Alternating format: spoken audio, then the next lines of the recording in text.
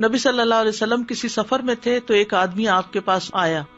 کہتا ہے کہ نبی صلی اللہ علیہ وسلم نے اس کی طرف متوجہ ہو کر فرمایا کیا میں تمہیں قرآن کے افضل حصے کے بارے میں نہ بتاؤں؟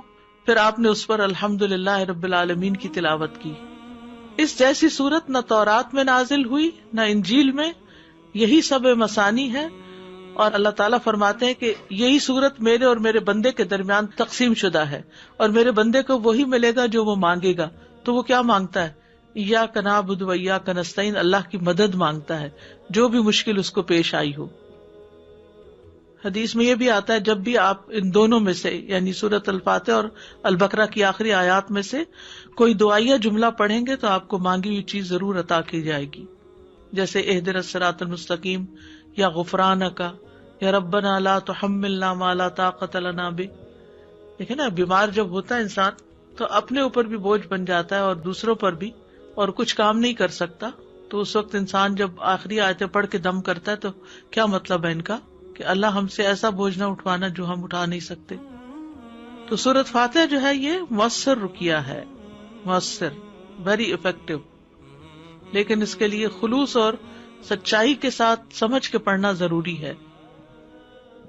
اور بعض تجربہ کار اہل علم یہ کہتے ہیں کہ اگر اسے 7 دفعہ پڑھا جائے تو پڑھنے والے کا نشانہ خطا نہیں جائے گا، یعنی 7 دفعہ پڑھنا زیادہ فائدہ مند ہے.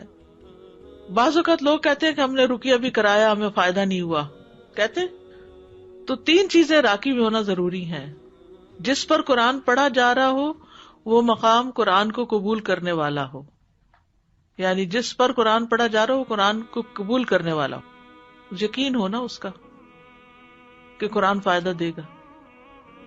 قرات کرنے والا مؤثر ہو، افیکٹو ہو قاری، اور جو پڑھا جا رہا ہے وہ بھی مؤثر ہو، یعنی اس کے مطابق ہو.